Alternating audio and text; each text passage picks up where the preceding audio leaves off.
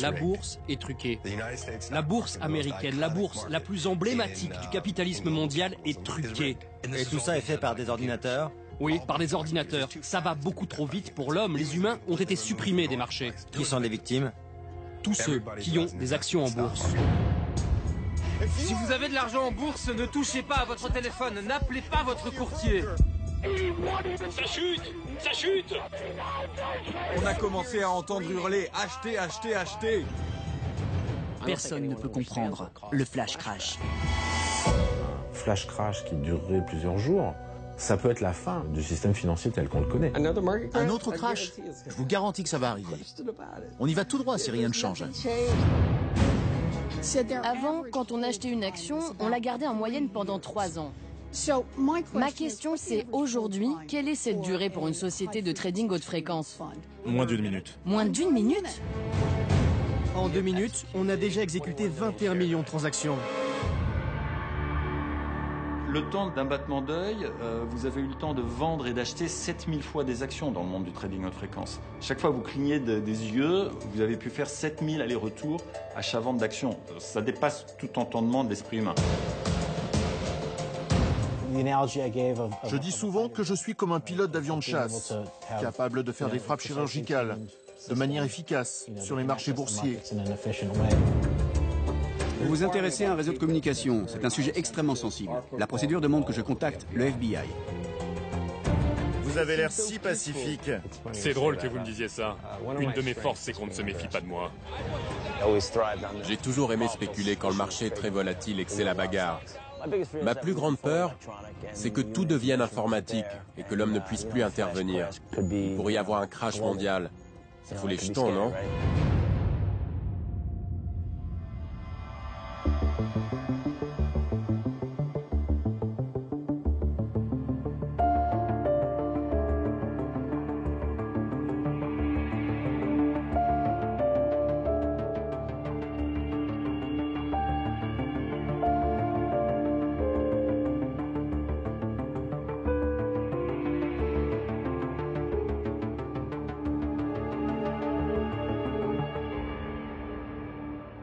Après la crise des subprimes en 2008, le monde de la finance avait promis de s'assagir. Il joue une fois de plus à l'apprenti sorcier. De nouveaux prédateurs, équipés d'ordinateurs ultra puissants, prennent peu à peu le contrôle des marchés.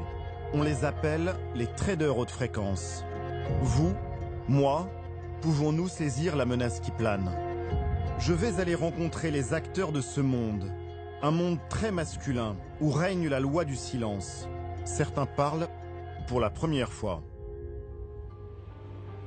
En France, à première vue, les choses sont simples. La bourse, c'est le palais Brognard. L'institution trône au cœur de Paris depuis plus de 200 ans.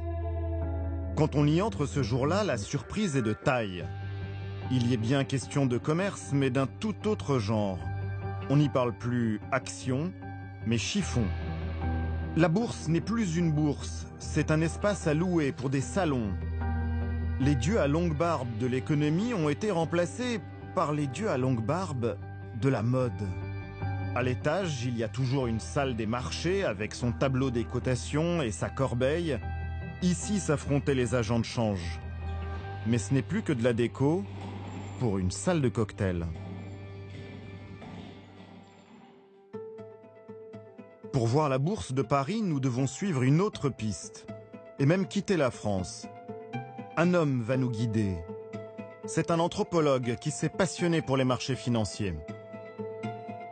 Il est sans doute la personne en Europe qui a le plus et le mieux étudié les bouleversements de la bourse.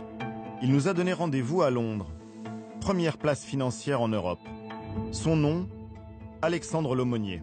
Bonjour. Salut Alexandre. On est au cœur de Londres, mais on ne va pas rester à Londres. Non, nous allons aller à Basildon, en banlieue de Londres. J'avais jamais entendu parler de Basildon de ma vie. Qu'est-ce qu'il y a là-bas? Je crois que les seules personnes qui connaissent Basildon sont les fans de Dépêche Mode, puisque le groupe s'est formé là-bas. Mais sinon, c'est le bâtiment qui abrite aujourd'hui la bourse de Paris. Vous, comment est-ce que vous avez découvert cet endroit? Alors, quand j'ai appris que la Bourse de Paris se trouvait en banlieue de Londres, j'étais quand même plutôt surpris. Je voulais visiter l'intérieur du bâtiment, ce qui m'a été accordé au bout de quelques longs mois de demandes et d'explications. Il y a des traders qui bossent à Basildon? On va pas trouver des traders au sens où on l'entendait autrefois. On a affaire à des machines et non plus à des humains en chair et en os. Donc il y a juste la Bourse de Paris à cet endroit-là? Alors il y a aussi la Bourse d'Amsterdam et la Bourse de Bruxelles, puis la Bourse de Lisbonne et du Luxembourg qui se sont installées au même endroit quelques années plus tard. Basildon, capitale de l'Europe de la finance. À la sortie de la ville, au milieu d'une zone industrielle, voici l'endroit où se concentre une grande partie des bourses du continent depuis 2010. Ce bâtiment bleu nuit s'étire sur l'équivalent de 5 terrains de football.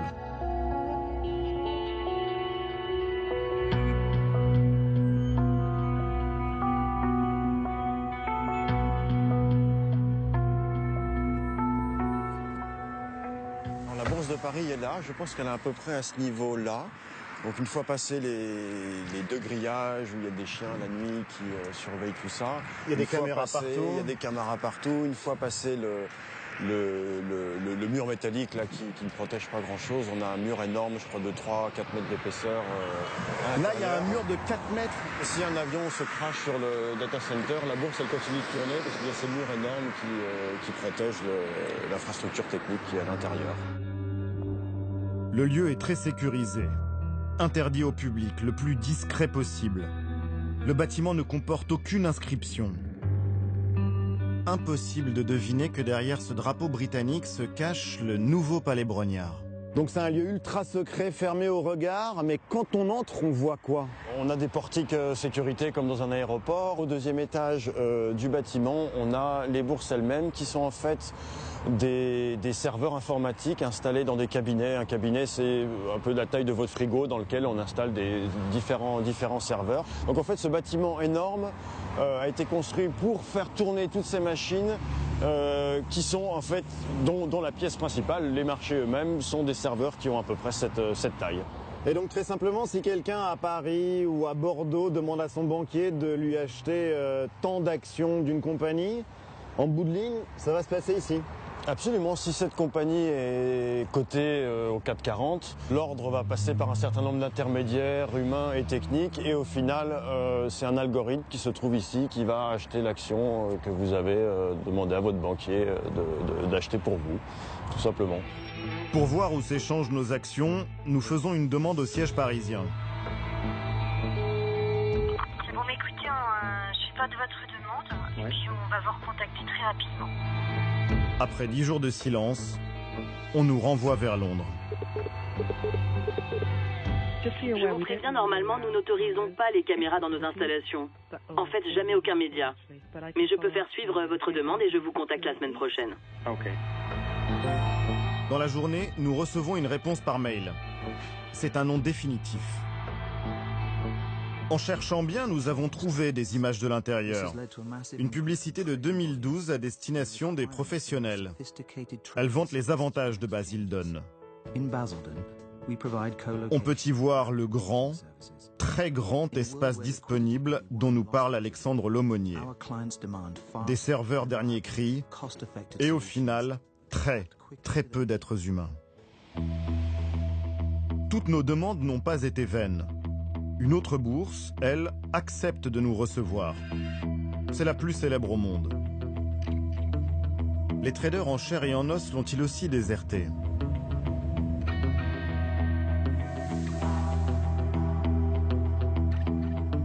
À New York, Wall Street, plus que le nom d'une rue, c'est le symbole même du capitalisme.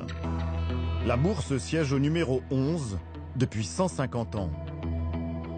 Devant ce temple de la finance, des statues païennes parées de vertus qu'on dit miraculeuses. Fortune à celui ou celle qui les touche.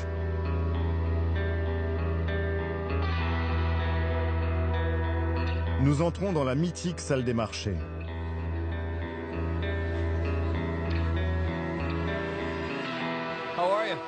Bonjour Bob Pizzani, bienvenue à la Bourse de New York. Bob Pisani est l'un des plus célèbres chroniqueurs boursiers de la télévision américaine. Comme ses collègues, il donne tous les jours la température des marchés aux Américains. De cet endroit, il connaît tous les codes. Là, c'est le stand de Goldman Sachs. Le matin, quand il y a beaucoup d'activités, on peut les voir s'activer, notamment les jours où des entreprises rentrent en bourse. On les voit se bouger un peu plus que là. Les traders auraient toujours le contrôle. Mais il suffit de jeter un œil aux archives pour se rendre compte que quelque chose de profond a changé. Pendant des décennies, une journée normale à la bourse, c'était ça. Fred Steele is now 90.5 bid offered at 3/4. 200. 3,500. 3,200. Des milliers d'initiés avec leur dialecte propre. Une douce musique aux oreilles des spéculateurs. 3,8. UC 68.18 bid offered at 68.5. Plus les années ont avancé, plus la frénésie des voix s'est intensifiée, en diapason avec la folie des marchés.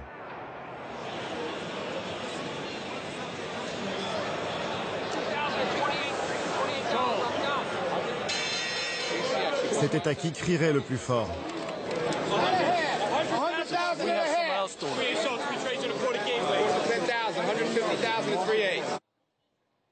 Aujourd'hui, au plus fort de la journée, on se croirait dans une bibliothèque municipale. Seule une centaine de courtiers peuplent encore les lieux. Quand je suis arrivé ici, il y a 17 ou 18 ans, il y avait 5000 personnes sur ce parquet. Et ça criait alors? Ça hurlait même. 85% des échanges se faisaient ici sur le parquet de la bourse. Aujourd'hui, ce n'est plus que 20%. Ce n'est plus grand-chose. Ça vous manque l'atmosphère du bon vieux temps, les gens qui criaient, qui se battaient pour prendre des ordres? Il y a une partie de moi qui est très nostalgique de cette époque. Mais ça représente toujours quelque chose pour les gens. Même si tout ça n'est peut-être plus qu'un décor, ça représente quelque chose. Ça représente le capitalisme. Ça représente la bourse. Ça représente un symbole vivant. Un décor. Voilà tout ce qu'il reste. 200 millions de titres y sont tout de même échangés chaque jour.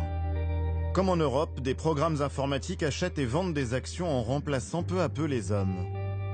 70% des opérations boursières aux États-Unis, 40% en Europe sont ainsi gérées par des ordinateurs ultra puissants. Pour certains, cette robotisation du système aurait des répercussions dramatiques. Au printemps dernier, un homme a des révélations explosives à faire sur les marchés financiers. Il s'appelle Michael Lewis. C'est un ancien trader devenu journaliste économique. Que dénoncez-vous? La bourse est truquée. Par qui? Par l'entente entre les bourses, les grandes banques de Wall Street et les traders haute fréquence. Ils ont rendu le système tellement compliqué qu'on ne peut pas le comprendre et donc pas le remettre en cause. Et tout ça est fait par des ordinateurs? Oui, par des ordinateurs. Ça va beaucoup trop vite pour l'homme. Les humains ont été supprimés des marchés. Qui sont les victimes? Tous ceux qui ont des actions en bourse. Cette affirmation, Michael Lewis la développe dans un livre, Flash Boys, qui devient très vite un best-seller. Aux États-Unis, l'écrivain est un intellectuel très respecté pour la qualité de ses enquêtes. En quelques jours, il enchaîne les plus grands plateaux télé. Aujourd'hui, le monde entier dénigre les banques, les banquiers, la finance. Vous levez tous les matins en criant « je vous l'avais bien dit ». Je ne considère pas les traders haute fréquence comme des bandits. Pas du tout. Est-ce qu'on reproche au lion de dévorer une antilope? En fait, c'est plus le système qui est devenu dingue. Ces traders, ils sont programmés pour faire quoi? Pour tirer profit de toutes les opportunités, de la moindre faille du système. Ils ne sont pas programmés pour décider si c'est moral ou immoral ou bon pour le monde. Ils ne raisonnent pas comme ça. L'enquête de Michael Lewis est digne d'un polar, presque de la science-fiction. Voici un monde dans lequel il ne suffit pas d'avoir du talent pour commercer. Il faut d'abord contrôler la vitesse. Devenir maître du temps. Trouver le rythme que les autres n'ont pas.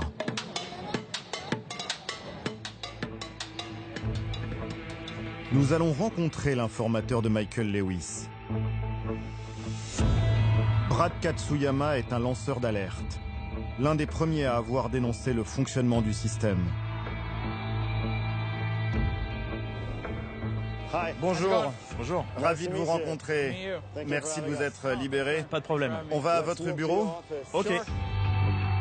Quand ce trader arrive à Wall Street en 2001, il gagne 150 000 € par mois hors bonus. À 24 ans, ce prodige dirige une équipe de 30 courtiers à la Banque royale du Canada. Il ne va pas tarder à découvrir la loi impitoyable de la finance.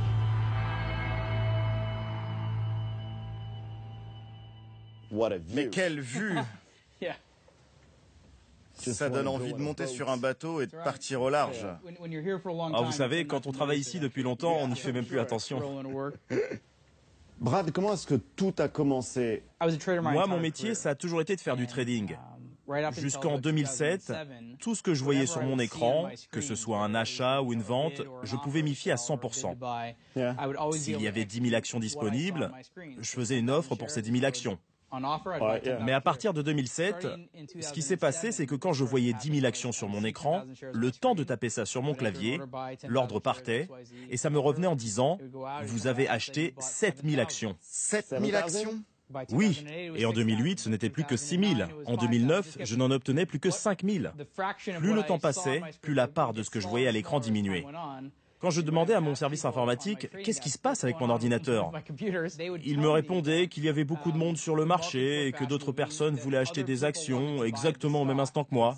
Moi, je leur ai dit « Je vais vous prouver que vous avez tort. Je vais acheter ça, mais je ne vais passer l'ordre que dans 5 secondes. Si pendant que je compte, les actions disparaissent, ok, c'est que nos ordres coïncidaient et que quelqu'un d'autre voulait acheter. » 1, 2, 3, 4, 5. Et c'est comme ça que vous avez découvert que quelque chose n'allait pas? Oui, on a compté, et c'est seulement quand j'ai appuyé sur Entrée que les offres ont changé. En faisant cela, je leur ai démontré que j'étais le déclencheur. La seule raison pour laquelle les prix augmentaient, c'est que je voulais acheter. C'est comme si quelqu'un lisait vos pensées. Oui, je me suis dit que quelqu'un était beaucoup plus rapide que nous. En fait, ce qui arrive à Brad Katsuyama, c'est un peu comme si une famille faisait la queue pour acheter des places de cinéma.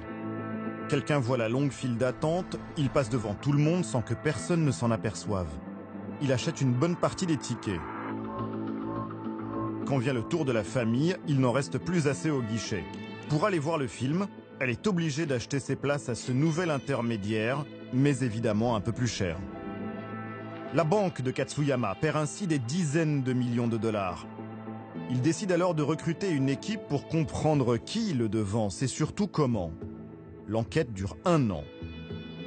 Et c'est l'un d'entre eux, Ronan Ryan, qui va découvrir comment leurs concurrents les devancent systématiquement. La solution de l'énigme tient dans une carte qu'il conserve précieusement. Elle indique l'itinéraire des traders haute fréquence. Vous, Ronan, vous ne venez pas de la banque. Non, c'est clair. Et qu'est-ce que vous faisiez avant de rencontrer Brad et de travailler avec lui? Je travaillais dans les télécoms. Et vous ne connaissiez rien à la bourse? Non, vraiment rien. Quand je suis arrivé le premier jour, j'ai assisté à une réunion de 3 heures sur le trading algorithmique et j'en suis ressorti en n'ayant pas compris un mot de ce qu'ils avaient dit. Mais ça a été aussi un choc pour Brad parce qu'il a reconnu que lui ne savait pas grand-chose de la technologie utilisée par ses ordinateurs. Alors on a fait donnant-donnant. Toi tu m'enseignes le trading, qui pour moi est du chinois, et moi je vais t'apprendre la technologie à laquelle tu ne comprends rien.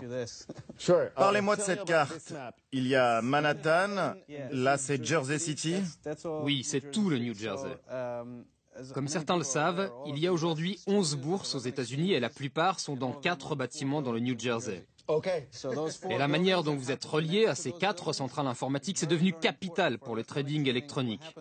Ce que j'ai découvert, c'est que certains ont réussi à prendre un chemin plus court, en suivant les autoroutes, les routes. Enfin, sauf quand il y a des maisons qu'il faut contourner. On ne peut pas y aller à vol d'oiseau, ils utilisent de la fibre optique. Pour avoir cette carte, j'ai dû harceler les opérateurs. Je répétais, dites-moi où passent vos fibres. Je leur ai fait croire que je voulais devenir un client. Dans les télécoms, ces cartes, c'est le nerf de la guerre, ça vaut de l'or. Ils ne les lâchent pas facilement. En jouant au détective, Ronan Ryan a découvert le parcours de ses rivaux. Les ordres de Brad Katsuyama partent de Manhattan et arrivent à une première bourse dans le New Jersey. C'est là que l'attendent les traders haute fréquence. Quand l'ordre de Katsuyama repart pour la bourse suivante, ces traders ultra rapides sont capables de le devancer grâce à leurs fibres et de faire augmenter le prix avant que son ordre n'arrive. Et c'est pareil avec toutes les bourses de la région.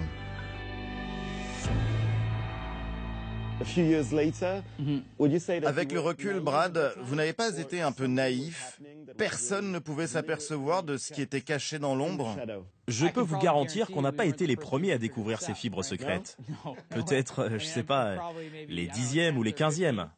Mais tous ceux qui ont découvert le poteau rose ont voulu en tirer avantage. Pourquoi? Parce que c'est comme ça qu'on fait de l'argent.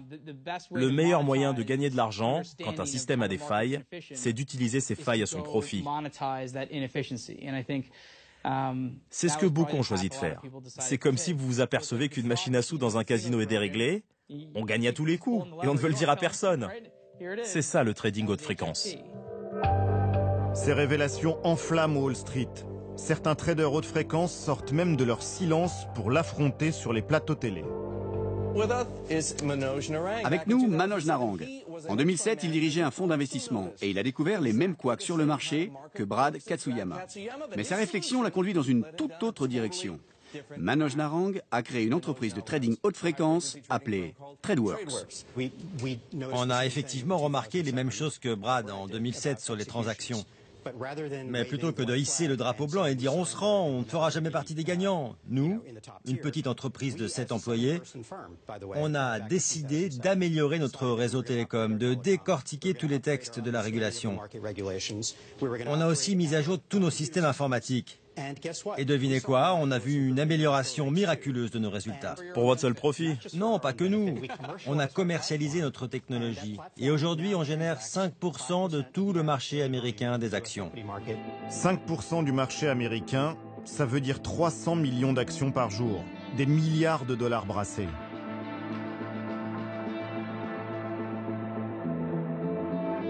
L'entreprise est le seul trader haute fréquence aux États-Unis à avoir accepté de nous recevoir. Leur siège se trouve dans une petite ville du New Jersey. L'immeuble ne paye pas de mine. Nous devons y rencontrer le directeur des stratégies haute fréquence. Une tête. Mani Majuri est triplement diplômé du MIT, la prestigieuse université. En maths, physique et finance, bien sûr. Voilà l'endroit. Ça ne ressemble pas à une firme de trading, on se croirait plutôt dans une start-up. Ah ouais? Personne n'a de cravate, pas de costume. C'est ça la nouvelle culture d'entreprise. Et donc combien de personnes travaillent ici? 15. Voici donc la tanière des nouveaux loups de Wall Street. Le trading haute fréquence, une activité rigoureuse dans une ambiance plutôt décontractée. On a du mal à le croire. Le jour de notre venue, ces 15 personnes vont voir passer entre leurs mains près de 100 millions d'actions. Pour comprendre, il suffit d'observer les fluctuations d'un titre sur une journée. Regardez ce que l'on voit. Mais en scrutant de plus près, sur une minute par exemple, on discerne des millions de mini-transactions. Ce sont les effets du trading haute fréquence. Toutes les actions achetées par TradeWorks ne vont faire que circuler ici. Chaque soir, en fin de séance, l'entreprise doit avoir tout revendu. Nous, dès qu'on l'a acheté, on revend aussitôt chaque action un tout petit peu plus cher.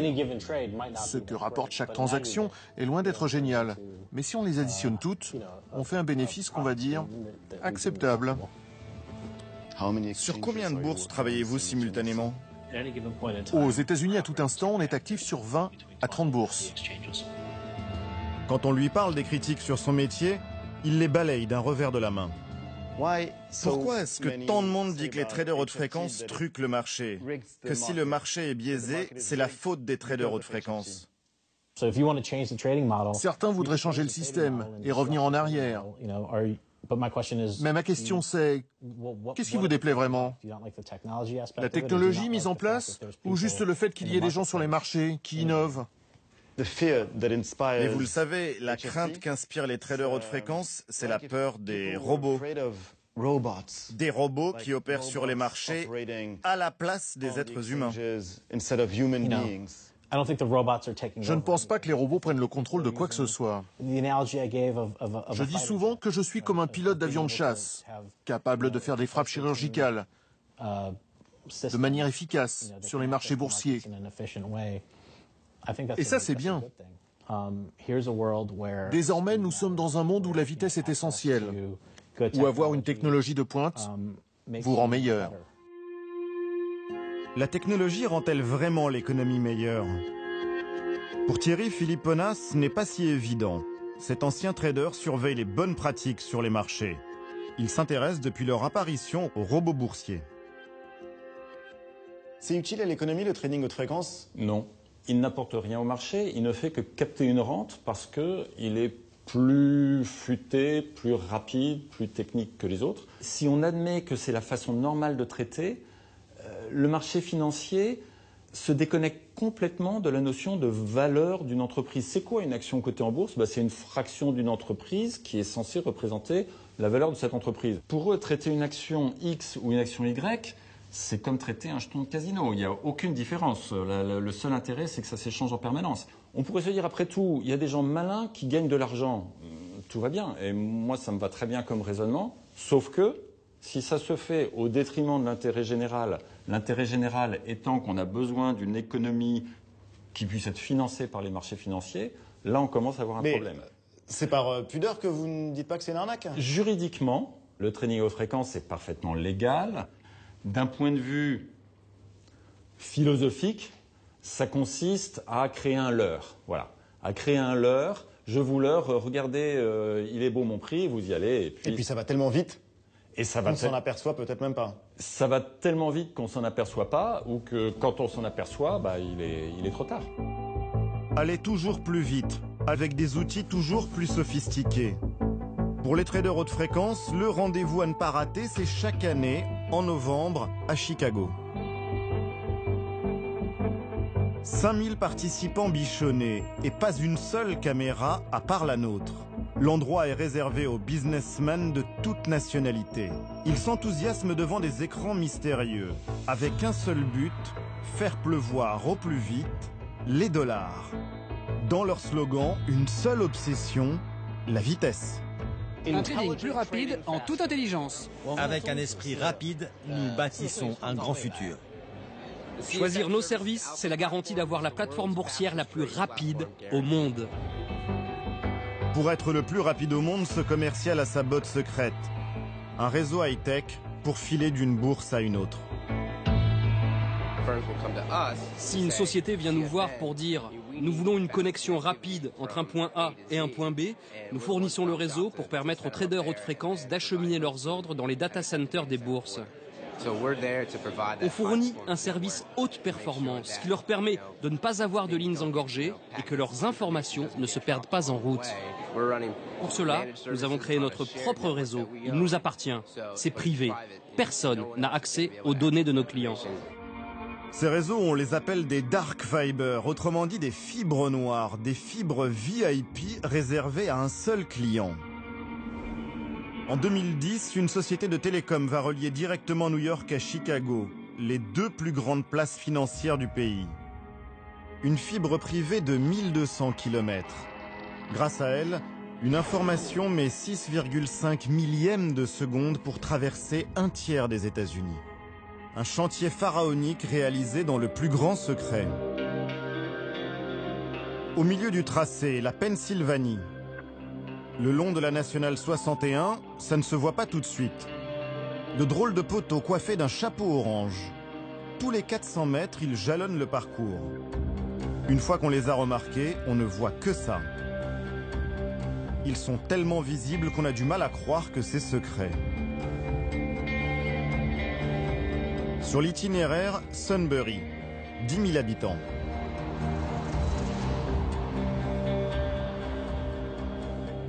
Vous avez remarqué les petits poteaux orange au bord de la route? Ah, je suppose que c'est pour les conduites de gaz. Par ici, on extrait du gaz, je pense que c'est ça. Comment peut-on relier l'équivalent de Paris à Madrid sans se faire remarquer? Nous sommes en plein pays amish. Cette religion s'oppose à tout progrès technologique. Ça ne devait pas être gagné d'avance. Des négociations ont bien dû avoir lieu et faire le bonheur de certains. Par exemple, pour traverser le plus grand fleuve de l'Est américain qui borde Sunbury. Nous cherchons à rencontrer le maire.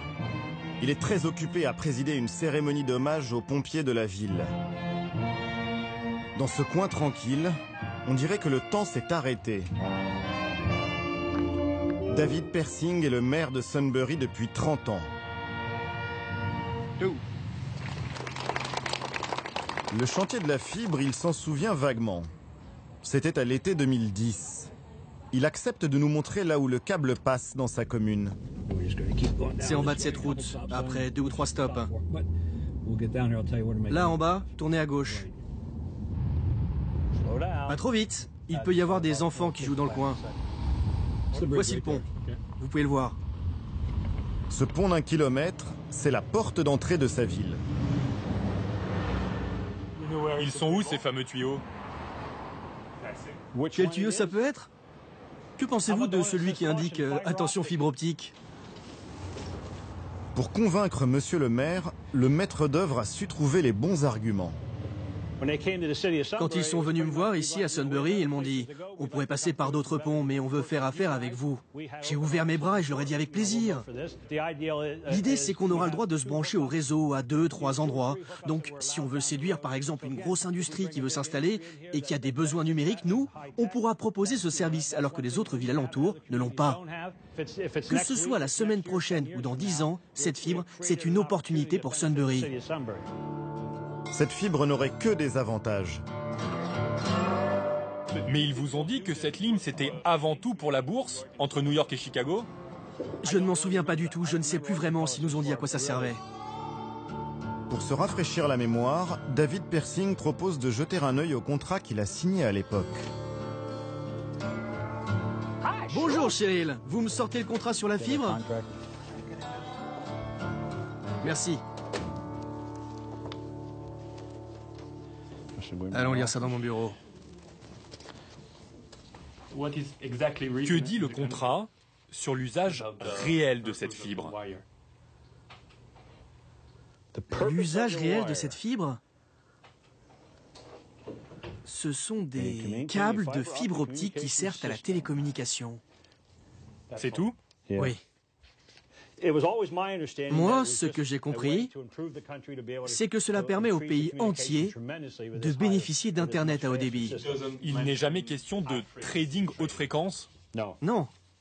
Non, je vous le répète, le contrat ne parle que de ce qui concerne Sunbury. Il n'y a pas d'explication. Moi, j'ai toujours cru que ça traversait le pays de l'Atlantique au Pacifique. Ils nous versent 14 000 $ par an pour le passage. C'est pas grand-chose. Non, mais la raison pour laquelle c'est pas grand-chose, c'est qu'on sait que tôt ou tard, ça peut nous rapporter beaucoup si on s'y raccorde. Donc, on n'a pas demandé 100 000 $ par an. Ou 1 million, vous l'auriez eu. Oui. Le pari du maire est pour l'instant raté. En 4 ans, aucune industrie nouvelle n'est venue s'installer chez lui. Des milliers de contrats ont ainsi été signés avec des municipalités, des particuliers ou des entreprises qui possèdent des terrains le long du tracé. Pour nous montrer, pas de problème. Quant à parler d'argent, il vous paye un loyer pour passer sous votre propriété? Je n'ai pas le droit de répondre à cette question. Voir des étrangers poser des questions sur ces installations, ça n'a d'ailleurs pas plu à tout le monde. Donnez-moi votre passeport. Désolé de faire ça. Mais nos concitoyens gardent toujours un œil ouvert sur ce qui se passe en ville. C'est eux qui nous ont alertés de votre présence. Alors nous, on doit tout vérifier. Quelques heures après être arrivé, notre équipe a droit à une visite surprise de la police locale. Vous êtes sûr que vous n'êtes pas des terroristes? Je ne crois pas. Vous n'êtes pas fichés? Ok, merci messieurs. Encore une question, vous serez encore en ville demain? Parce que le temps de faire mon rapport. Juste pour vous dire que je vais devoir passer un appel. La procédure demande que je contacte le FBI. En fait, c'est eux qui diront si tout est en règle. Parce que vous vous intéressez à un réseau de communication. Et ici, c'est un sujet extrêmement sensible. C'est une question de sécurité nationale. On doit les informer pour être sûr. Entendu? Cette fibre, Alexandre Lemonnier la connaît parfaitement. tous les traders haute fréquence se sont battus pour en être clients. 300 millions de dollars pour construire un nouveau câble. C'est un investissement assez conséquent, mais il est probable que le coût pour une société de trading à haute fréquence d'utilisation du câble soit de l'ordre de 3 à 5 millions de dollars par an. Ce qui peut paraître là aussi beaucoup, mais finalement l'investissement vaut la chandelle. Il y a toujours un marché pour aller plus vite. La fibre souterraine, c'est efficace. Mais selon l'aumônier, il existerait une technologie encore plus rapide. On pourrait boursicoter à la vitesse de la lumière. Il nous conduit en Belgique, en pleine campagne. Là, on cherche un pylône qui appartenait autrefois à l'armée américaine et qui sert aujourd'hui à une société de trading à haute fréquence, Jump Trading, de Chicago, qui a installé des antennes sur ce pylône pour pouvoir faire transiter des données entre les bourses de Francfort et les bourses de Londres. 250 mètres de haut, presque le 3e étage de la Tour Eiffel. Telle une œuvre d'art, ce morceau de métal a vu sa valeur s'envoler. Il y a 2 ans, l'État belge l'a mise en vente. Il en espérait 300 000 €. À la surprise générale, lors de la vente aux enchères dans le hameau, les firmes haute fréquence du monde entier ont débarqué. Le pylône est parti à 5 millions d'euros. Un record en Belgique.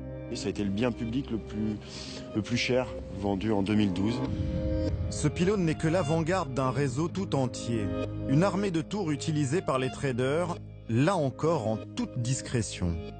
Depuis 1 an, Alexandre Lemonnier les débusque. Un impressionnant tableau de chasse. On dit qu'on a toujours du mal à mettre un visage sur la finance et j'ai trouvé que réfléchir à la cartographie du trading était très intéressant et d'autant que en fait toutes ces sociétés de trading à haute fréquence ont besoin de quelque part de dominer la nature.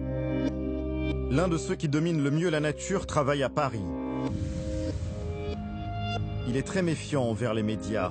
Après plusieurs semaines d'échanges, il accepte finalement de nous ouvrir les portes de sa société. Stefantic est l'homme le plus rapide au monde.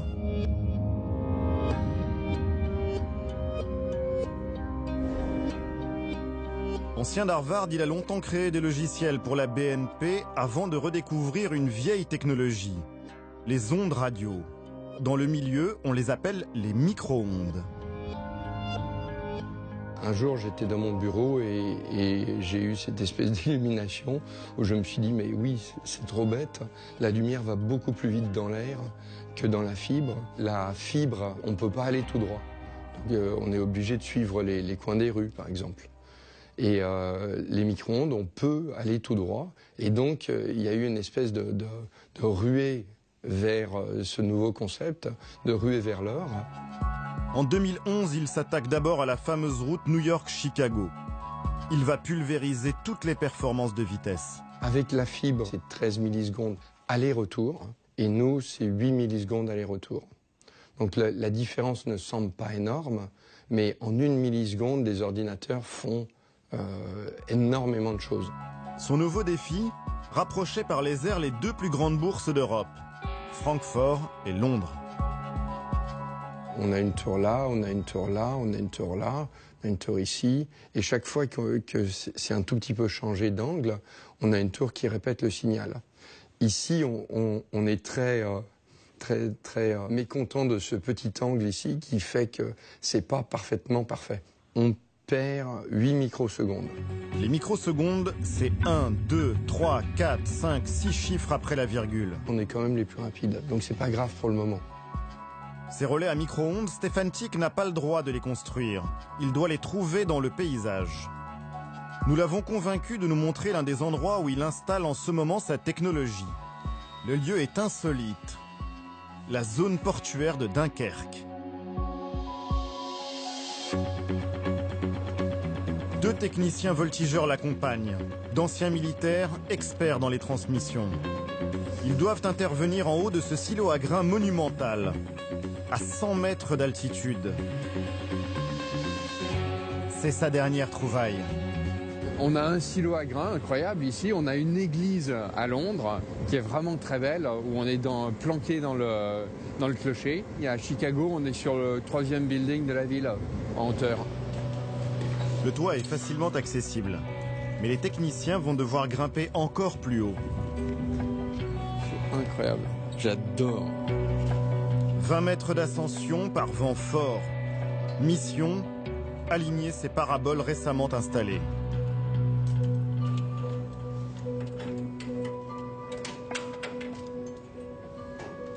Ces énormes antennes, qui font quand même 1,80 m de diamètre, ils doivent les pointer à 0,1 degré de précision pour maximiser le signal qui est reçu en venant de l'Angleterre. Pour faire gagner des millions à coups de clé à molette, il vise la prochaine tour, située à plus de 50 km de l'autre côté de la mer du Nord. Dans cette direction-là, on va vers Londres. Et de l'autre côté, donc dans la direction de l'antenne du haut, nous allons vers Francfort. Le loyer pour cette vue imprenable est confidentiel. Plusieurs dizaines de milliers d'euros par an. Le prix de l'ultra-vitesse. On est passé d'un aller-retour entre Londres et Francfort de l'ordre de 8 millisecondes à un aller-retour de l'ordre de 4 millisecondes. La fibre, les micro-ondes, c'est déjà rapide. Mais il y a une dernière astuce qu'ont trouvé les traders haute fréquence. Il est possible de gagner encore quelques millièmes de seconde. Ces traders se sont installés à l'intérieur même des places boursières. Contre 25 000 euros par mois, ils louent des box au plus près du serveur de la bourse pour y placer leurs propres ordinateurs. On appelle ça la colocation. Et pour que personne ne soit désavantagé, on vérifie au millimètre près que la longueur du câble est la même pour tout le monde. Comment en est-on arrivé là? La vitesse, ça ne date pas d'hier, c'est même aussi ancien que la bourse. Il y a d'abord eu les pigeons voyageurs, ensuite le télégraphe, et puis le téléphone, les pneumatiques aussi, et même les patins à roulettes, toutes sortes d'inventions. Mais c'est l'ordinateur qui va tout bouleverser. Plus possible de revenir en arrière. Le premier à l'avoir compris est devenu richissime.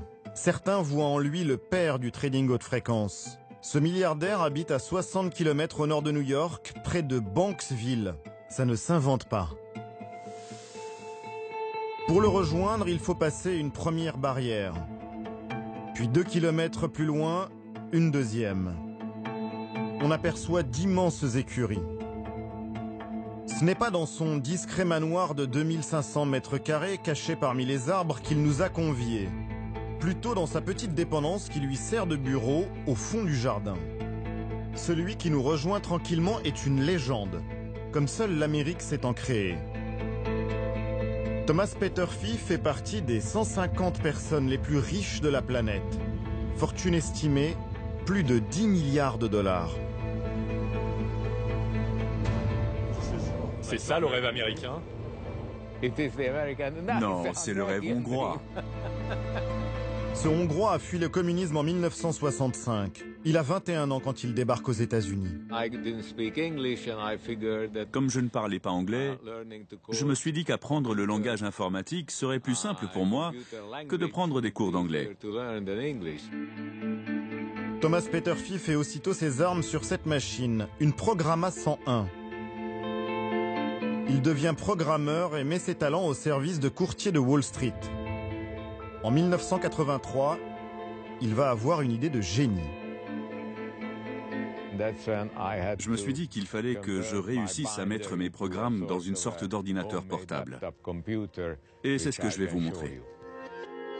Cette machine qui a changé sa vie et la bourse, il la conserve religieusement dans son antre. La réussite s'y affiche insolemment.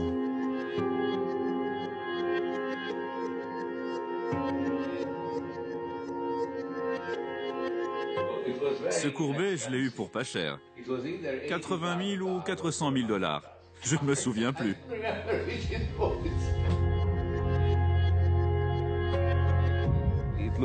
Ma tablette, elle ressemble exactement à ça. C'est la première que j'ai créée. Elle a une puce à l'intérieur qui pouvait calculer les cotations en temps réel et les afficher sur l'écran. Quand on appuyait dessus, l'ordinateur comprenait qu'on venait d'acheter ou de vendre une action. Certains pensaient que je n'aurais pas dû être autorisé à l'utiliser.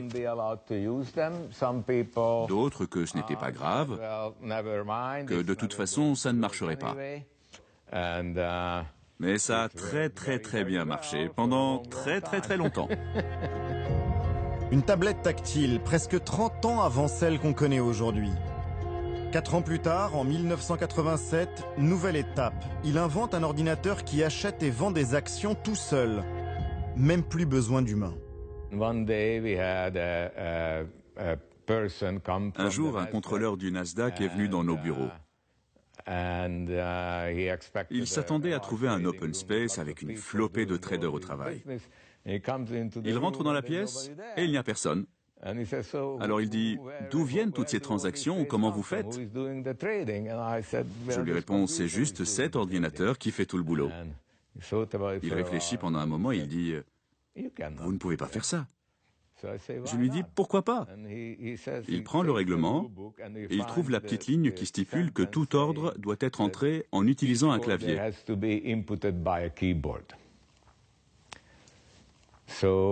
Alors il dit, je vais revenir dans 2 semaines. D'ici là, soit vous arrêtez votre activité, soit vous embauchez des traders. Mais je veux que les ordres soient rentrés grâce à un clavier. Le type revient 2 semaines plus tard, et ce qu'il a vu, c'est un clavier recouvert d'une boîte équipée de pistons. Les pistons étaient actionnés par un autre ordinateur. En fait, c'était un automate dactylo. Ça faisait un bruit de mitraillette. Le type était totalement désarçonné. Il a regardé ça, il n'y croyait pas. Au bout d'un moment, il a tourné les talons et on n'a plus jamais entendu parler de lui. À partir de là, je crois qu'ils ont compris qu'ils ne pourraient pas éternellement se mettre en travers du progrès technologique. Des machines qui fonctionnent toutes seules, des tablettes pour les traders. Comme tous les grands inventeurs, Thomas Peterffy va être rapidement copié. C'est des vieux machins. Quand je mourrai, ça finira à la poubelle. L'ordinateur va s'imposer. Après une série de scandales impliquant des courtiers en chair et en os, les autorités se laissent convertir à l'informatique. Plus fiable, plus transparente. Avec elle, il y aurait moins de triche. Surtout, au début des années 2000, le système va muter. Les bourses vont être privatisées, devenir des entreprises concurrentes. N'importe qui peut en créer une. En Europe, par exemple, de 40 plateformes d'échange, on passe à 267. Pour favoriser la libre concurrence, en 2007, les règles deviennent très permissives. C'est la naissance officielle du trading haute fréquence. Dans ce nouveau monde électronique, tout le monde se lance dans l'ultra-vitesse. Certains n'ont pas su s'adapter. Les robots ont eu leur peau. Dans un coin tranquille de Long Island, nous allons rencontrer l'ancien chef des courtiers d'une des plus célèbres banques au monde, la Bank of America. Danny O'Donnell, il a passé 25 ans sur le parquet de la bourse de New York.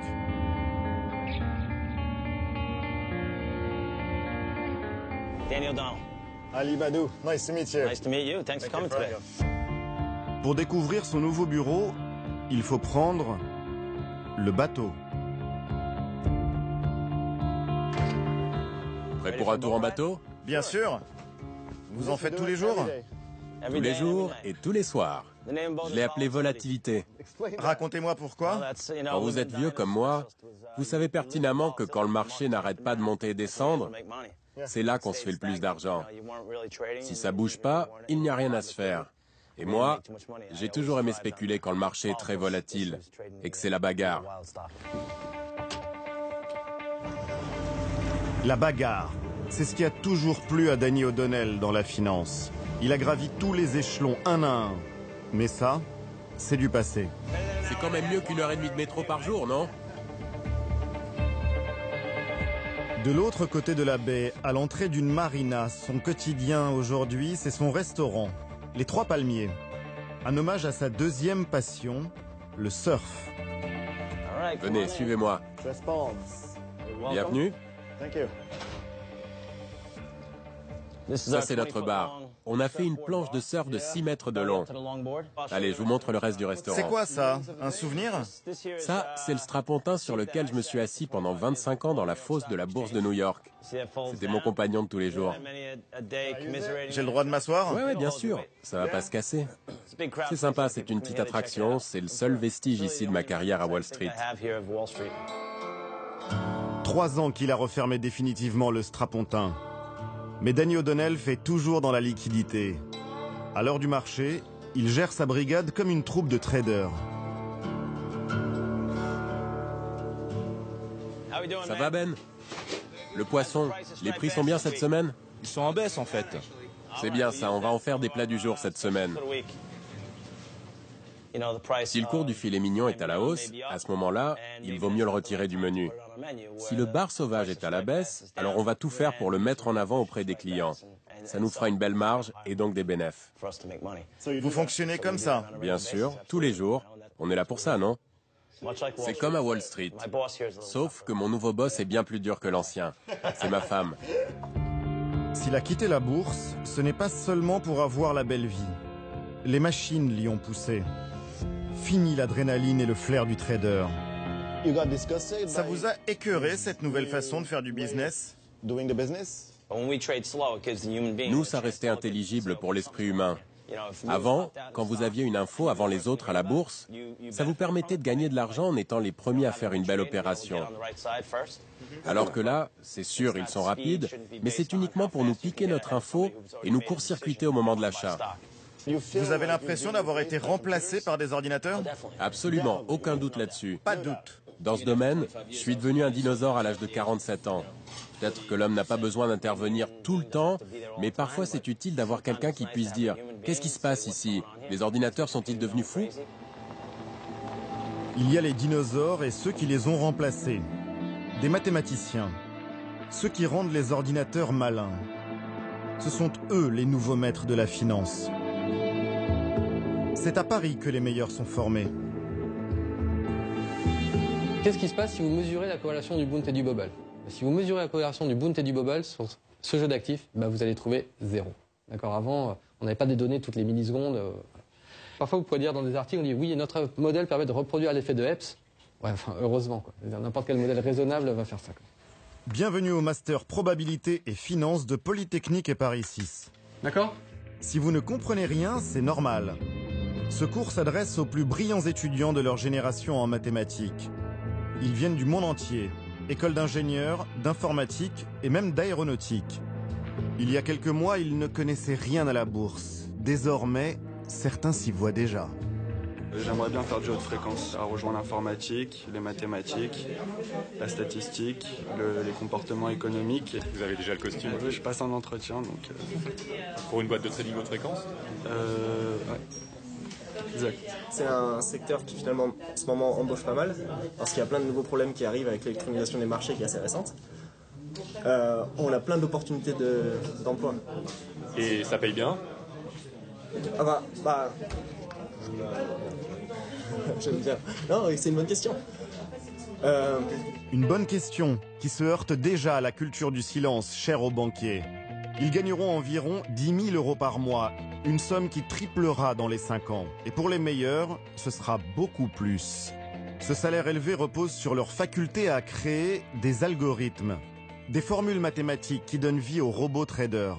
Un algorithme de trading, c'est simplement un programme informatique qui va essayer de réaliser au mieux les transactions en vue de la demande d'un client. L'algorithme, il va faire la même chose que l'homme, sauf qu'il le fait plus vite et qu'il a une capacité d'intégration du contexte de marché, il a une capacité d'intégration de l'information donnée par les données beaucoup plus importante que celle de l'homme. Le souci, c'est qu'avec ces logiciels, on peut perdre le contact avec l'économie réelle.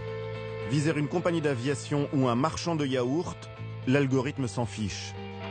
Il ne faut pas se le cacher, et ça c'est peut-être une des problématiques, une des dérives de la haute fréquence. Il y a un certain nombre des investisseurs de marché qui n'ont en un sens aucune idée de ceux qui sont en train d'acheter et ceux qui sont en train de vendre. Ils agissent juste sur des phénomènes statistiques, algorithmiques. Dans cette bataille, toutes les firmes vont créer leurs propres algorithmes. À chacun son super soldat. Ils ont des noms bizarres et menaçants. Guérilla, Sumo, Ninja. Sniffer tente sans cesse de repérer les autres. Iceberg essaye de lui échapper, sans se faire croquer par Shark. La plupart sont auto-apprenants. Ils sont capables de s'auto-améliorer en fonction du contexte dans lequel ils évoluent. Certains sont autorisés, d'autres complètement hors la loi. Certains étudiants peuvent travailler dans certaines fibres de haute fréquence qui ont une forme de mauvaise pratique. Donc on a plusieurs cours de régulation afin que les élèves soient conscients de l'illégalité de certaines pratiques. Ensuite, c'est comme si je vous disais, quand on fait un cours de chimie, on ne va pas dire aux étudiants « attention, vous pouvez fabriquer une bombe atomique ». Sur les marchés, les algorithmes, légaux ou non, se comptent en dizaines de milliers. Un bouillon de culture presque impossible à comprendre, même par les acteurs du marché.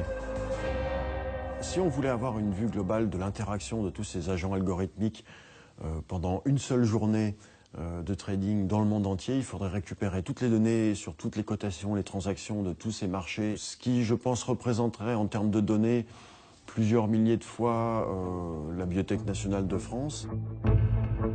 Dans ce brouillard, il devient plus facile de commettre des délits qui passeront inaperçus.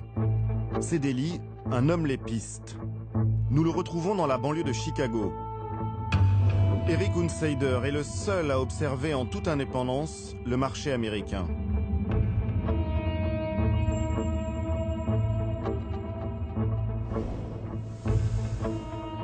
Sa société, connue dans le monde entier, se trouve au-dessus d'un petit salon de coiffure, manucure, pédicure. Fais-moi ce réglage-là, c'est bien. Monte-le jusqu'à 10 millisecondes. Tu devrais le voir monter. Ah non, ça redescend. Cet expert informatique a tout d'un geek. Son laboratoire est un minuscule appartement où le maître des lieux circule en charentaise. Il s'est donné pour mission de pallier la faiblesse du gendarme boursier, totalement dépassé par les nouvelles technologies. C'est comme si on était sur une autoroute. Vous savez, sur nos routes américaines, bon, on a une limitation de vitesse. Et les gens respectent les limitations de vitesse, non pas parce qu'il y a un panneau, mais parce qu'ils ont peur de prendre une amende. Alors, imaginez, si vous savez que la police ne fait jamais de contrôle, que se passera-t-il au bout d'un an? Tout le monde roulera à fond la caisse. Et c'est exactement ce qui se passe sur les marchés. Il n'y a pas de police. Au milieu du désordre, dans une des pièces de son appartement, ses serveurs. Il y archive depuis 10 ans de très nombreuses séances des bourses américaines. Et voilà mon bureau. 16 heures par jour, il scrute ses 4 écrans où défilent à la milliseconde les séances de la bourse, détectant chaque anomalie, chaque manipulation. Son expertise, il la vend à tous les plus gros investisseurs qui se méfient des marchés. Eric Hunsider est la bête noire des traders haute fréquence.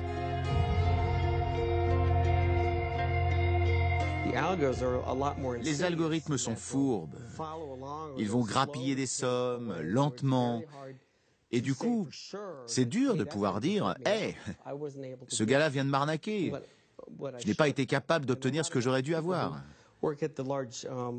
Les gens des fonds d'investissement traditionnels, ils voient bien, d'expérience, que quelque chose ne tourne pas rond. La bourse n'est pas très active et quand j'y vais, tout d'un coup, les prix augmentent, alors que je n'ai presque rien fait. Ils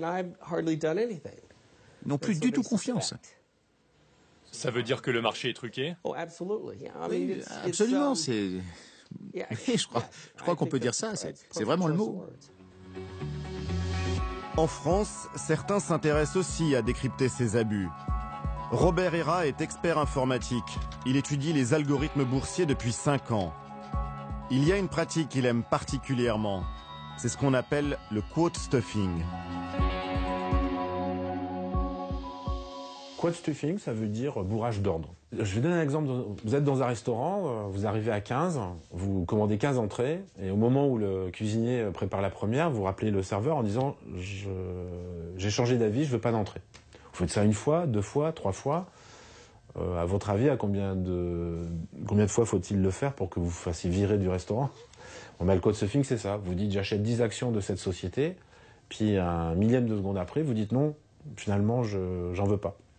Donc vous avez Vous créez du bruit. Alors ça, c'est ce que on pourrait appeler une attaque par la complexité. C'est-à-dire que vous allez faire perdre du temps aux logiciels des autres sociétés qui vont devoir analyser tous ces ordres sans savoir lesquels vont être effectivement passés.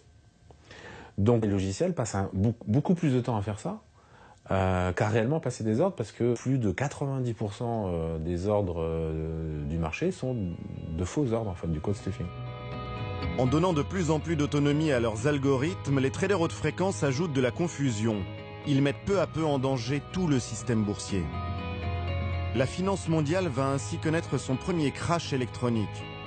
Nous sommes le 6 mai 2010, en milieu de journée.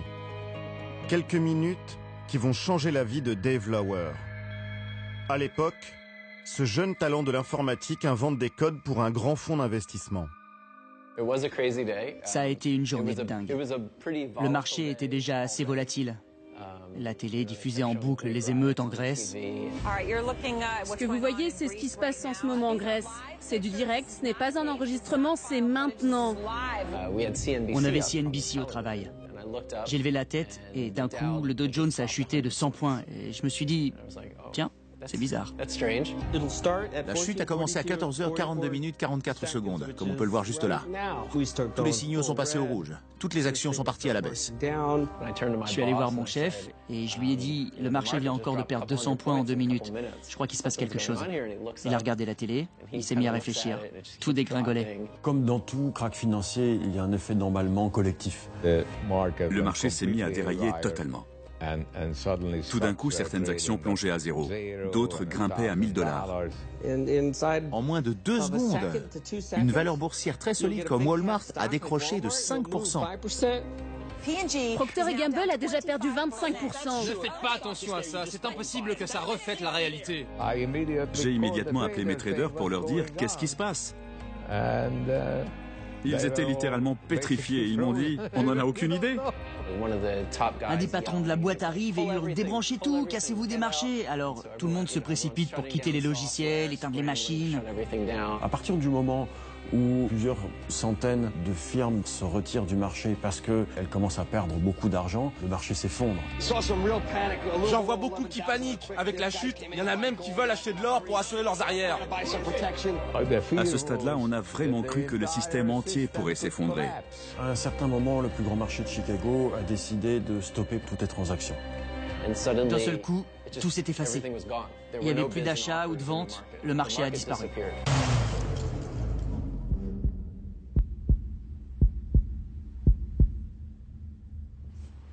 Personne ne savait plus quoi faire. Ça n'a pas duré longtemps, mais je peux vous dire que ces quelques secondes ont été traumatisantes. On n'avait jamais vu quelque chose comme ça. On n'avait même jamais imaginé que le marché puisse disparaître d'un coup.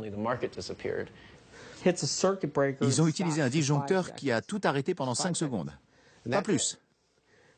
Quand ils ont rallumé, les cours ont remonté peu à peu à leur niveau. Le fait de stopper toutes les machines pendant 5 secondes a permis probablement à ces algorithmes de repartir sur des bases un peu plus saines. Ce crash n'aura duré que 5 minutes, mais c'est la chute la plus énorme de l'histoire de la bourse.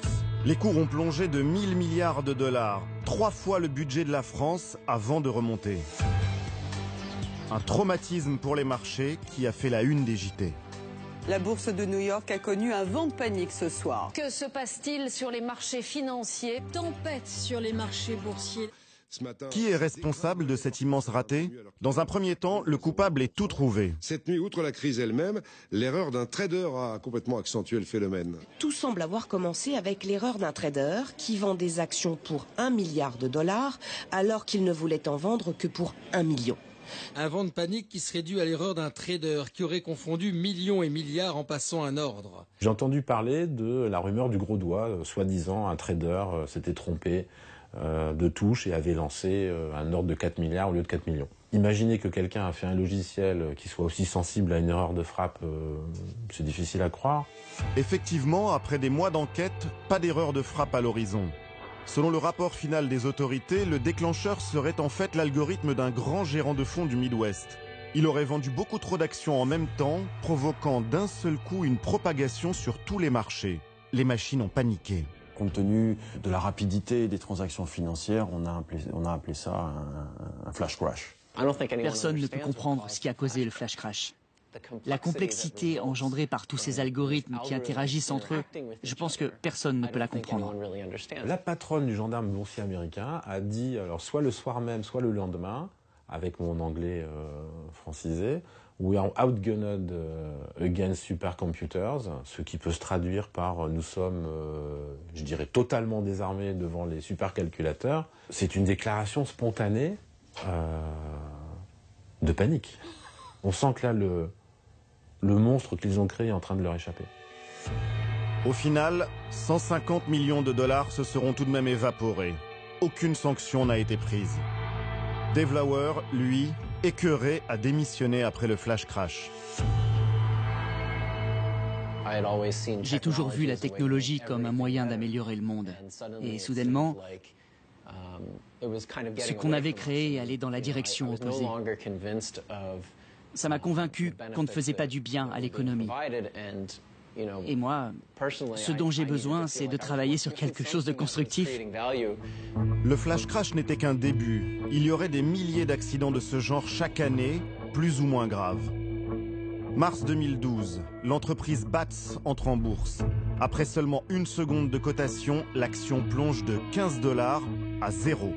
Août de la même année, 450 millions de dollars perdus en 1 demi-heure à cause d'un algorithme pas du tout mis à jour. Encore plus étonnant, en 2013, un faux tweet de l'agence de presse AP annonce un attentat contre Obama. Les ordinateurs vont paniquer. En 2 minutes, la bourse chute de 150 milliards de dollars avant de remonter. Mais l'exemple le plus fameux concerne une entreprise qu'on connaît tous, Facebook. En 2012, c'est l'événement boursier de l'année. La firme entre au Nasdaq. Des milliers d'algorithmes se ruent dessus dès la première milliseconde de cotation. Sous cet assaut, les serveurs de la bourse sautent. La cotation sera d'abord retardée de 30 minutes, puis suspendue un peu plus tard, le temps de tout redémarrer. N'oubliez pas, restez concentrés, gardez le cap. Malgré le sourire de Mark Zuckerberg, c'est un fiasco total qui fragilisera le cours de l'action dans les semaines suivantes. Cette série de défaillances va alerter jusqu'aux plus hautes sphères de l'État américain. Est-il possible de maîtriser le trading haute fréquence? Le Sénat s'empare du sujet et convoque de nombreuses auditions.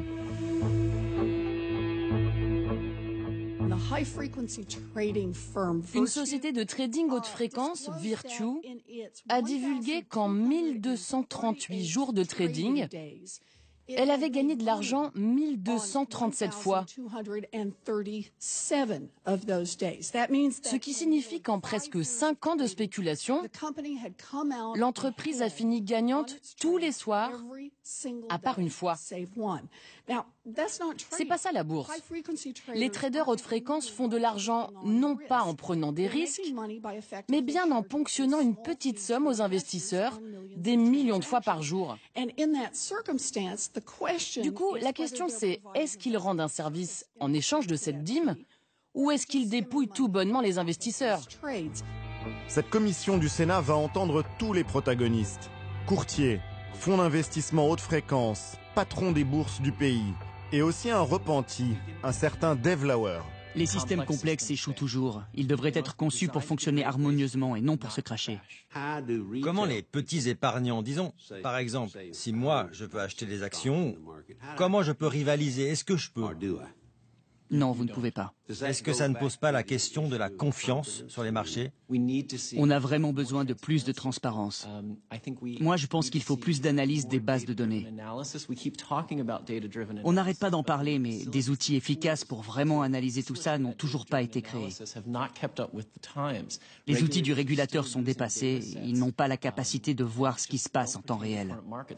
Le monde de la finance lui-même se demande s'il ne faudrait pas commencer à encadrer un peu mieux ce bazar.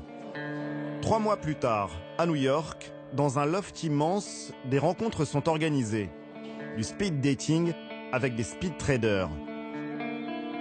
Dave Lauer, encore lui, a été invité à débattre. Mais il n'est pas le seul. Hey Dave, how are you? Stéphane Tick, l'installateur d'antennes ultra rapides, a aussi fait le voyage depuis Paris pour défendre son business et faire des propositions pour un tout petit peu moins d'opacité. J'essaye d'apporter ma vision d'un acteur, certes extérieur, mais qui comprend pas mal comment ça se passe.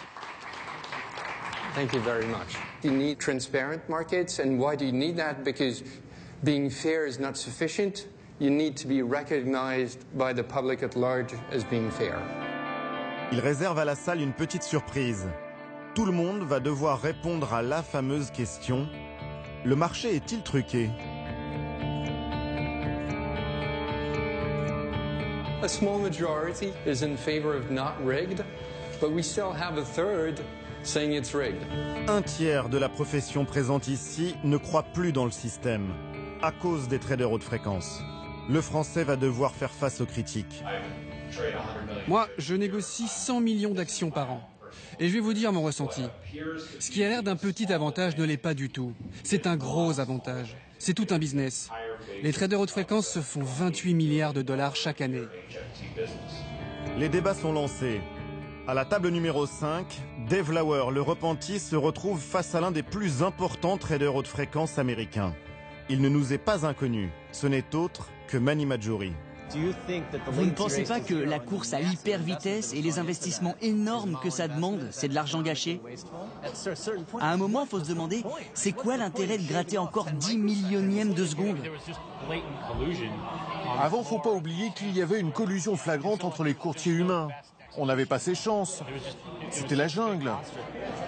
Vous pensez qu'on peut changer les choses? C'est difficile à dire. Il y a pas mal de gens qui bataillent pour maintenir les choses comme elles sont ou faire le minimum de concessions. Mais je ne m'impliquerai pas autant dans ce débat si je ne pensais pas qu'il y a une chance acceptable de réussir. Les débats finiront tard ce soir-là. Enfin, sur le yacht d'un des participants quand même. Au pied des tours de Manhattan.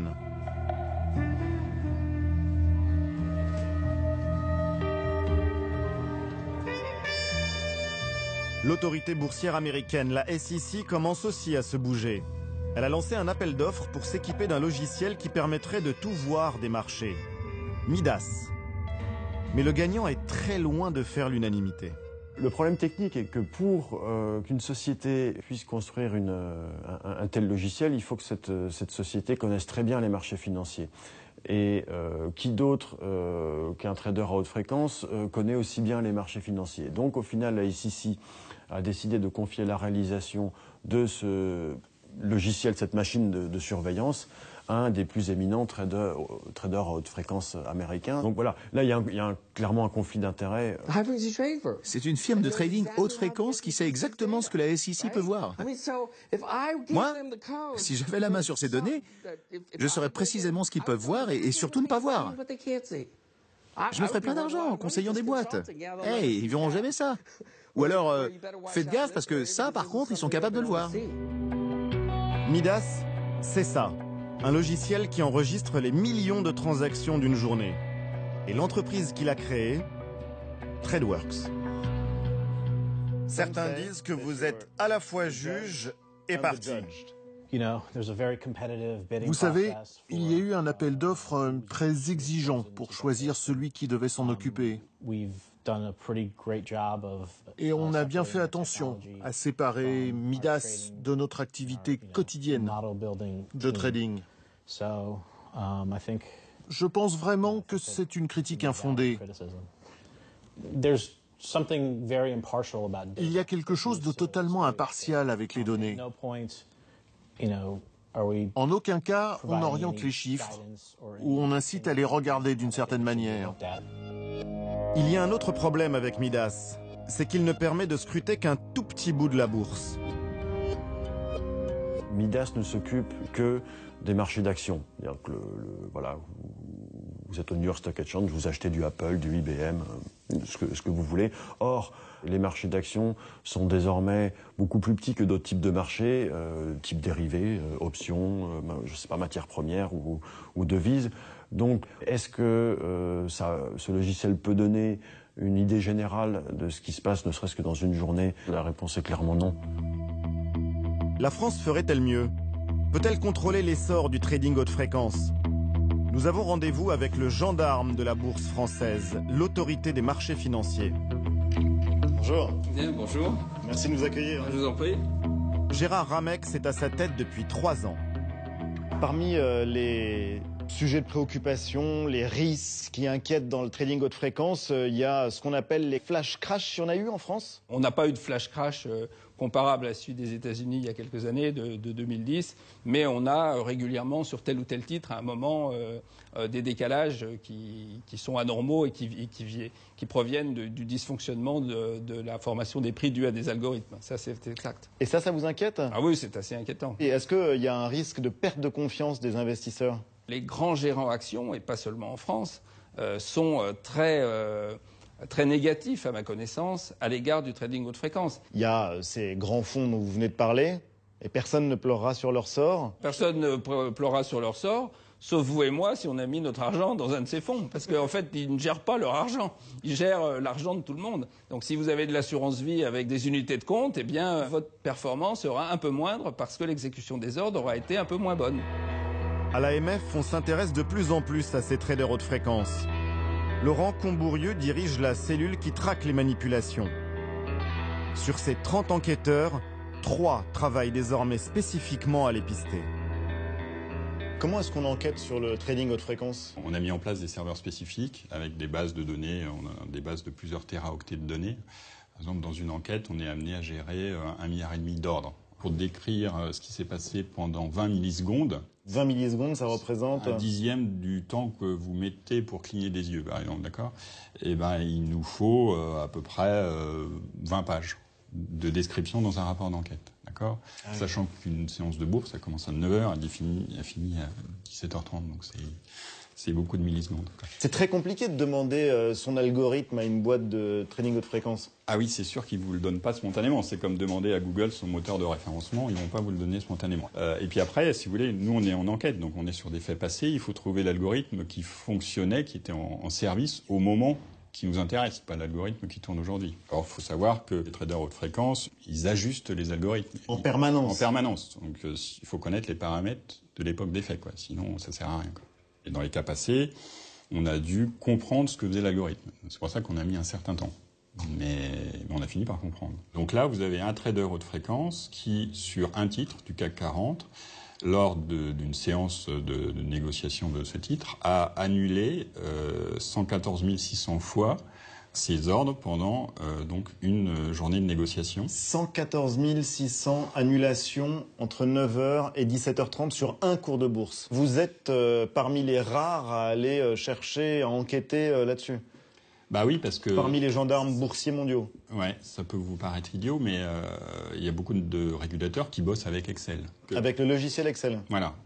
Et Excel, c'est limité à 1 million de lignes. Alors quand vous avez un trader haute fréquence qui passe 1 million d'ordres par jour, donc quand vous avez rempli une journée de bourse, Excel, il est saturé. Saturé. Donc vous, déjà, voilà.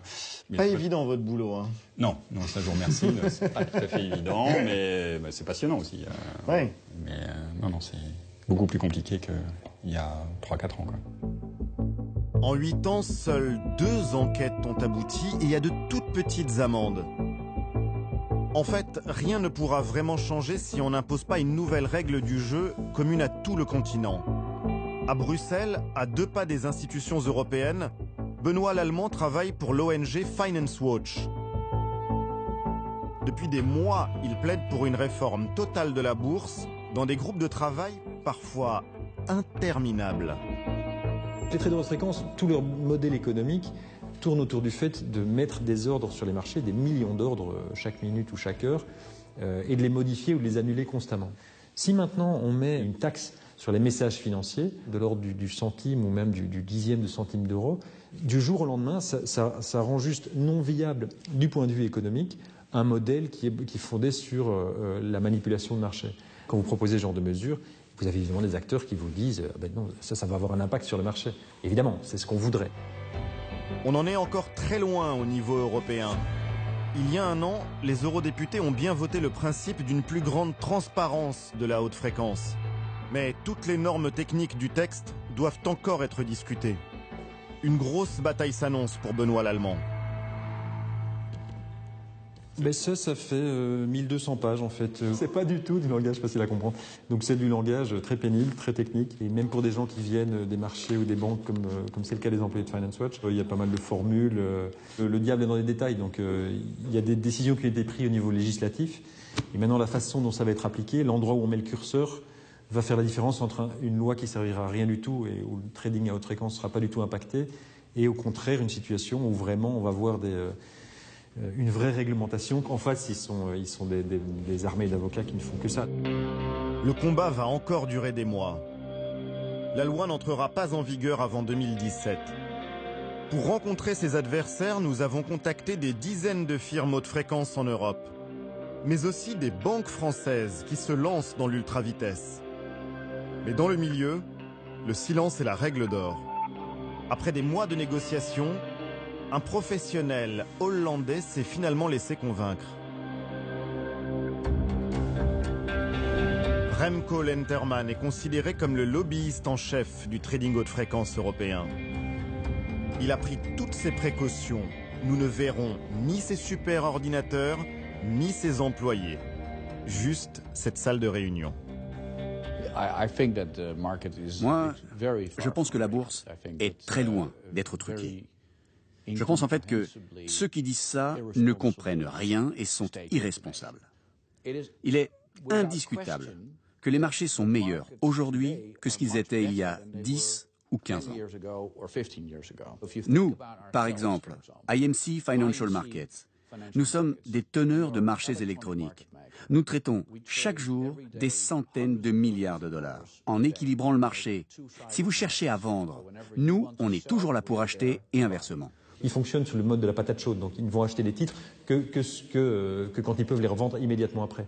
Il n'y a pas besoin d'avoir un billet en finance pour comprendre que au mieux, c'est totalement inutile.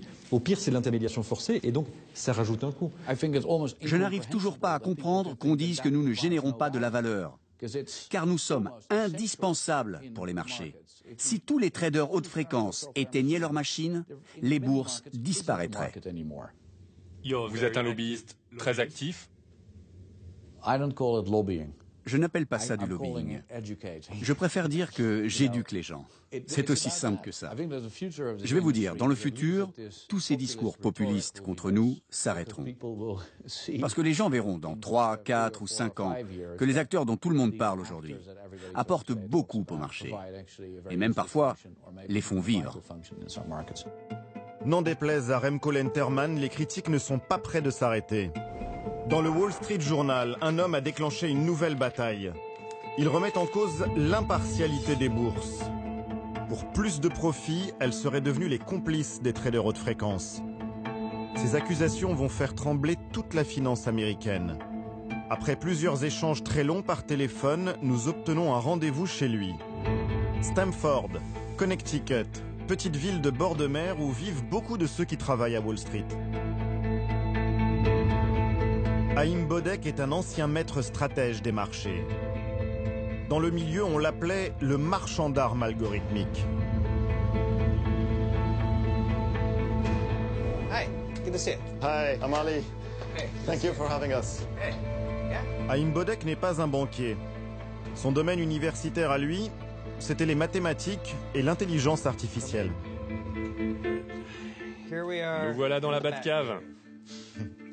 D'ailleurs, je crois que ma femme a déplacé mon Batman. Ah, il est là. Oh. Le chevalier noir. C'est vous. Vous avez beaucoup de livres sur la guerre, la stratégie. Moi, ça m'a toujours intéressé, mais c'est surtout en vieillissant que j'ai commencé à lire des choses sur les grandes batailles, notamment quand je suis arrivé à Wall Street, parce que des guerres, j'en ai vu pas mal là-bas. Et pourtant, vous avez l'air si pacifique. C'est drôle que vous me disiez ça. Une de mes forces, c'est qu'on ne se méfie pas de moi. Bodek va vite s'initier au combat boursier. Il travaille pour les plus grandes banques, UBS, puis Goldman Sachs, avant de créer sa propre firme de trading haute fréquence. Certains des algorithmes qu'il invente vont se révéler redoutables.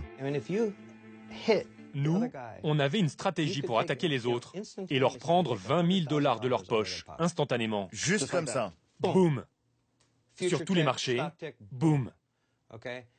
Et parfois, grâce à une formule sur un ordinateur.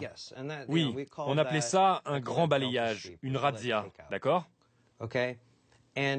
C'était un algorithme très agressif. Il envoyait des ordres et il le faisait à un moment très précis.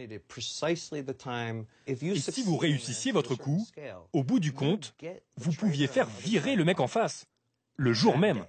Le jour même. Un monde sans pitié sur lequel Haïm Bodek va régner pendant 10 ans. En 2009, le vent tourne. Du jour au lendemain, son arme fatale rate systématiquement sa cible, sur une bourse en particulier. Un adversaire vient de le neutraliser. Comment vous êtes-vous aperçu que vous vous faisiez avoir? On perdait continuellement de l'argent. Et le but de la bourse, c'est pas ça. Au départ, je me dis pas que notre modèle entier est défectueux. Je pense plutôt que quelqu'un de chez nous, accidentellement, a endommagé notre code. Et je n'arrive pas à trouver cette erreur. Dans un monde où tout se joue à la milliseconde, Haïm Bodek, lui, va rester plus de 6 mois sans comprendre ce qui se passe. Son entreprise menace de mettre la clé sous la porte. Des mois et des mois passent et vous allez à une soirée? Oui, c'était une soirée de traders avant les vacances. Et il y a un type de la bourse en question qui vient me voir et me dit « Tu sais, je vais te dire ce qui t'est arrivé. » Et au fur et à mesure qu'il m'explique, je lui dis « Mais pourquoi vous faites ça ?» En fait, mes ordres étaient désavantagés sur cette bourse parce qu'elle avait changé les règles du jeu en toute discrétion. C'est ce que j'appelle griller la queue. Et donc ce n'était pas qu'une question de vitesse. Non, non, même avec 5 secondes de retard, on pouvait me passer devant. C'était donc de la triche. Bah, tricher, c'est quand vous faites quelque chose qui n'est pas autorisé. Mais là, la réponse de la bourse, c'est que c'était parfaitement autorisé. C'était les nouvelles règles. Oui, les nouvelles règles. En fait, j'ai fini par comprendre que s'il n'avait pas donné ces avantages, qui pour moi sont abusifs, à certains gros traders haute fréquence, ces traders seraient partis ailleurs, sur d'autres bourses. En clair, les bourses avantageraient certains traders haute fréquence pour ne pas les perdre comme clients. Haïm Bodek l'a compris trop tard. Son entreprise a dû fermer. Il a alerté le gendarme boursier. Depuis 4 ans, il attend toujours que l'enquête aboutisse.